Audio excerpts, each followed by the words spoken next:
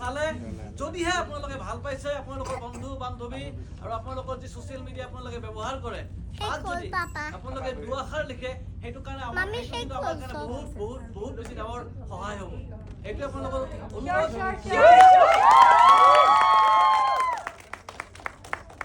We love you, Amritama. Thank you. We love you, Himanshu. Himanshu, we love you.